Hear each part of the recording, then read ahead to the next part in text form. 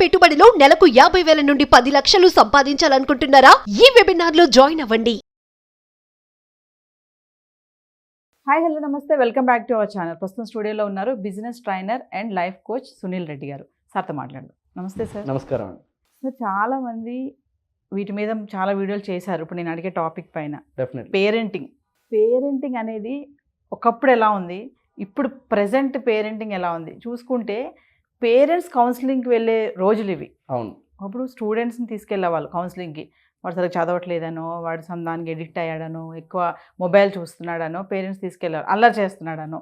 కానీ ఇప్పుడు ఏంటంటే పేరెంట్సే కౌన్సిలింగ్కి వెళ్ళే టైం వచ్చేసింది. 100%. ఎందుకంటారు? మీరు వెళ్ళే సెషన్స్లో కానీ పిల్లలు కూడా పేరెంట్స్ మీద కంప్లైంట్ చేసి, మా పేరెంట్స్ మాకు టైం ఇవ్వట్లేదండి, మాతో అసలు మాట్లాడరు, మాతో కూర్చోరు. కొన్ని మూవీస్లో చూస్తూ ఉంటాం మనం ఇలాంటివన్నీ కూడా. కానీ రియల్ లైఫ్లో కూడా ఉన్నాయంటారా ఇవి? 100% ఉన్నాయండి.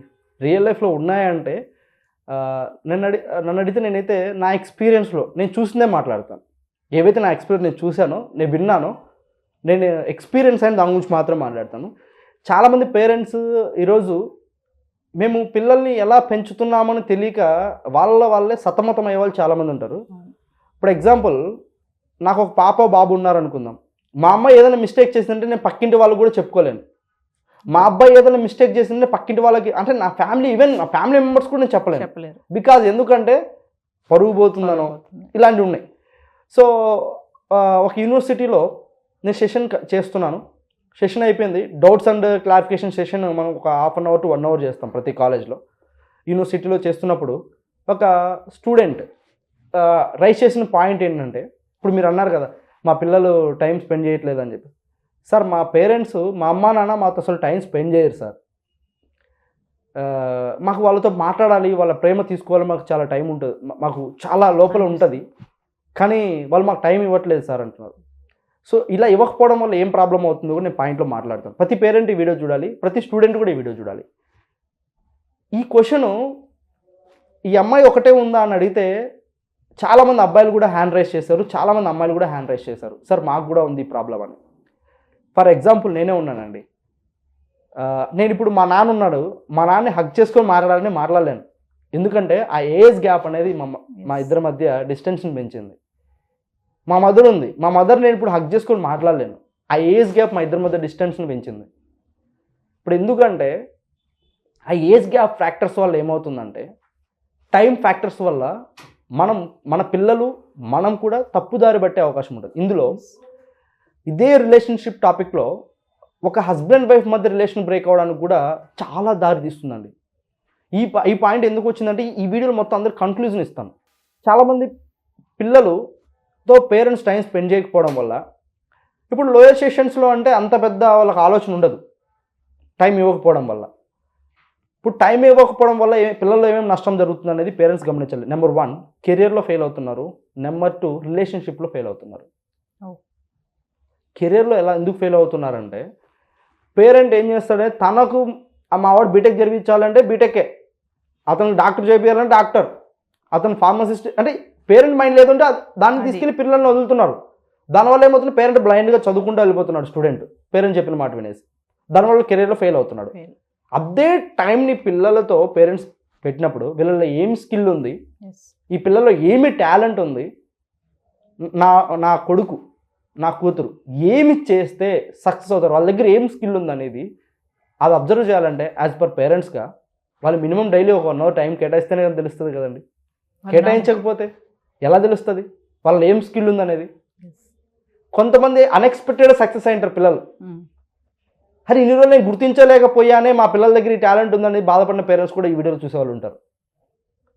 అలాగే ఇక్కడ ఇంకొక మేజర్ నష్టం ఏం జరుగుతుందంటే, ఒక అమ్మాయికి కానీ ఒక అబ్బాయికి కానీ మెచ్యూరిటీ వచ్చిన తర్వాత, maturity means brain maturity, 10th standard intermediate standard వచ్చిన తర్వాత వీళ్ళు ఏం చేస్తున్నారు, వీళ్ళకి ఫోన్స్ ఆటోమేటిక్గా ఇస్తున్నారు. So below 10th standard phone ఇవ్వలేదు అనుకుందాం, +2లో మనకు ఫోన్ ఇచ్చినప్పుడు ఏమవుతుందంటే, ప్రతి పిల్లలు ఫోన్స్ తీసుకోవడం, ఫ్రెండ్స్ అబ్బాయిలతో మాట్లాడటం. ఎందుకు మాట్లాడతారంటే, వీళ్ళతో టైం స్పెండ్ చేయడానికి పేరెంట్స్ లేరు కదా. ఒక అబ్బాయితో మాట్లాడితే టైం పాస్ అవుతుందనో, ఇప్పుడు టైం పాస్ నుంచి ఎక్కడికి వెళ్తుందంటే, అతను ఆ అమ్మాయి మీద అబ్బాయి కేరింగ్ చూపించడం, ఆ అబ్బాయి మీద ఆ అమ్మాయి కేరింగ్ చూపించడం వల్ల ఈ గ్రాడ్యుయేషన్ లెవెల్లో కూడా ఏమవుతుందంటే వాళ్ళు ఆ అబ్బాయి నాతో మాట్లాడుతున్నాడు, ఆ అబ్బాయి కేరింగ్ చూపిస్తున్నాడు అంటే అది లవ్ అని చెప్పేసి వీళ్ళు బ్లైండ్గా వెళ్ళి ప్రపోజ్ చేసేస్తున్నారు. ఆ అమ్మాయి కూడా అంతే, ఆ అబ్బాయి అంతే, కేరింగ్ చూపిస్తున్నారు మా మీద అని చెప్పేసి బ్లైండ్గా ప్రపోజ్ చేసుకోవడం, వీళ్ళు ఫిజికల్ రిలేషన్స్ పెట్టుకోవడం. ఇక్కడి వరకు వాళ్ళు వెళ్ళడానికి టైం ఎవరు ఇచ్చారండి? పేరెంట్స్. అర్థమైందా? వాళ్ళు కలవడానికి వెళ్ళే టైం ఇచ్చారు. అలాగే ఇంకొంచెం సమయంలో వాళ్ళు విడిపోతున్నారు కదా, టైం ఇచ్చారు, కలిశారు, అదే టైం మీరే ఇచ్చారు ఇంకా వాడు విడిపోవడానికి కూడా. ఇవన్నీ మీకు తెలుసా అంటే పేరెంట్స్గా తెలీదు. కానీ ఈ టైంలో ఏమవుతుందంటే చాలామంది పిల్లలు ఇలా ఒక అమ్మాయి ఇలా టైం స్పెండ్ చేస్తూ ఒక అబ్బాయితో రిలేషన్షిప్లో ఉండి ఆ అబ్బాయి ఈ అమ్మాయిని వదిలేయడం వల్ల ఆ అమ్మాయి వచ్చేసి సెక్స్కి అడిక్ట్ అయిపోయి తనను తను బాధించుకోవడం మొదలుపెట్టింది. అంటే గిచ్చుకోవడం, బెల్ట్ తీసుకొని కొట్టుకోవడం, అమ్మాయిని గాయపరుచుకోవడం. ఆ ఫీలింగ్స్ వచ్చినప్పుడు అమ్మాయి గాయపరుచుకొని ఆ అమ్మాయి ఉన్న రూమ్లో ఏడ్చుకోవడం. ఇలా పేరెంట్స్ నైట్ టైమ్స్ కొంచెం గమనించి ఏమైందని చెప్పేసి హాస్పిటల్లో చూపిస్తే ఒక సైకాలజిస్ట్ చూపించాలని చెప్పారని చెప్పేసి సో ఎవరో రిఫరెన్స్ మీద మన దగ్గరికి ఆ అమ్మాయిని తీసుకొచ్చారండి. కౌన్సిలింగ్ ఇచ్చే వాళ్ళ దగ్గర తీసుకెళ్ళని చెప్తే మన దగ్గర తీసుకొచ్చారు. మన దగ్గర తీసుకొస్తే ఆ అమ్మాయి ప్రాబ్లం ఏంటని మాట్లాడితే, సార్ మిమ్మల్ని నేను ఒక అన్నయ్యలా భావించి మీకు చెప్తాను మొత్తం నేను ఇవాళ. మా అమ్మా నాన్నకి ఎప్పుడు నేను చెప్పుకోలేను, ఎందుకంటే అక్కడ అమ్మా నాన్న. ఎందుకు చెప్పుకోలేను అంటే వాళ్ళు నాకు ఎప్పుడు టైం ఇవ్వలేదు సార్ నాకు స్పెండ్ చేయడానికి. ఇప్పుడు టైం ఇచ్చిన వాళ్ళకి చెప్పలేను, ఎందుకంటే వాళ్ళ మధ్యన గ్యాప్ ఉంది. సరే అమ్మా, ఇప్పుడు మీ పేరెంట్స్ కదా, వాళ్ళకి చెప్పలేను అంటున్నావు, నాకు ఎందుకు చెప్తున్నావు అంటున్నావు అన్న. ఆ మాటకి ఆ అమ్మాయి ఏమనిందంటే, కొత్త వాళ్ళకు కూడా నా ప్రాబ్లం చెప్పుకోవడానికి కూడా నాకు ధైర్యం వస్తుంది, నా పేరెంట్స్ చెప్పడం నాకు ధైర్యం రావట్లేదు సార్ అని చెప్పేసి అమ్మాయి ఏడుస్తూ మాట్లాడుతూ, అసలు నీ ప్రాబ్లం ఏంటమ్మా అంటే, సార్ ఇటు నేను ఇంటర్మీడియట్ నుంచి ఒక రిలేషన్షిప్లో ఉన్నాను, ఆ రిలేషన్షిప్లో మేము నెంబర్ ఆఫ్ టైమ్స్ ఫిజికల్గా కలిసాము, సో ఆ ఫిజికల్ ఫీలింగ్ నేను అడిక్ట్ అయిపోయాను. సో ఆ అబ్బాయితో నాకు చిన్న గొడవ వచ్చేసి ఆ అబ్బాయి నేను విడిపోవడం జరిగింది. ఆ అబ్బాయితో విడిపోవడానికి కూడా వన్ ఆఫ్ ద రీజన్ నేనే. సో నేను ఇంకొక అబ్బాయి మీద మాట్లాడడం, ఇలా నాకు చిన్న చిన్న గొడవలు వచ్చి నేను ఆ అబ్బాయిని కూడా నేనే వదిలేయడం జరిగింది. సో దీని తర్వాత ఆ అబ్బాయితో నాకు రిలేషన్షిప్ లేనప్పటి నుంచి నాకు ఆ ఫీలింగ్స్ వచ్చినప్పుడు నేను తట్టుకోలేకపోతున్నాను, దానివల్ల నేను గాయపరుచుకుంటున్నాను, బ్లేడ్తో కోసుకోవడం, చేతులకి ఘాట్లు, ఆ అమ్మాయి ఇక్కడి నుంచి తీసుకుంటే ఇక్కడి వరకు ఘాట్లు ఉన్నాయి, మొత్తం కట్సే. అంటే ఏంటి, అలా అమ్మాయి ఒక సైకోలాగా తయారైపోయింది. ఆ అమ్మాయి అంటే సైకో అంటే కాదు, నేను సైకోలో తయారైపోయాను సార్ అని చెప్పేసి అమ్మాయి ఏడుస్తుంది. మిమ్మల్ని ఒక అన్నయ్యలా భావించాను సార్, నాకు ఏదైనా సొల్యూషన్ చెప్పండి అని చెప్పేసి అమ్మాయి కాళ్ళ మీద పడి ఏడుస్తూ ఉంటే నాకే కంట్లో ఆటోమేటిక్గా వాటర్ వచ్చేసాయి.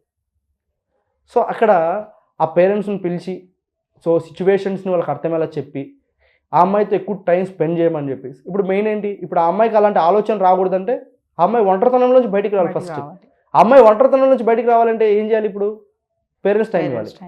సో పేరెంట్స్, నేను ఈ విషయం మాట్లాడితే పేరెంట్స్ ఏం మాట్లాడుతున్నా అంటే, సార్ నేను సాఫ్ట్వేర్ ఇంజనీరు, మా ఆవిడ వచ్చేసి లెక్చరరు. చూడండి, మా ఆవిడ మార్నింగ్ కాలేజీకి వెళ్తుంది, ఆమె ఈవినింగ్కి వస్తుంది. ఆమె ఈవినింగ్ వచ్చిన తర్వాత ఆమె ఇంటి పనులు చేయడానికి నాకు టైం సరిపోవట్లేదు.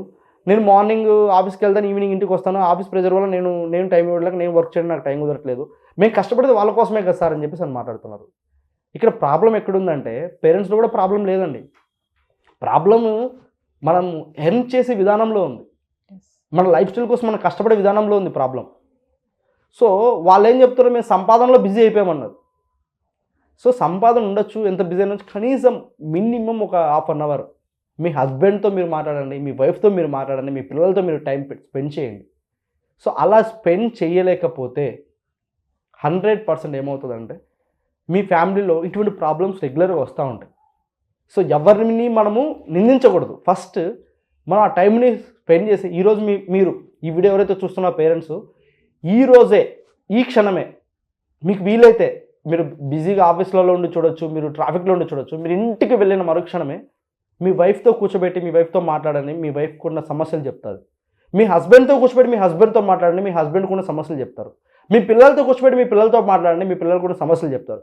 అవి చెప్పిన తర్వాత అక్కడ జరిగిన సిచ్యువేషన్ చూసి ఈ వీడియోకి కామెంట్ చేయండి. Thank you.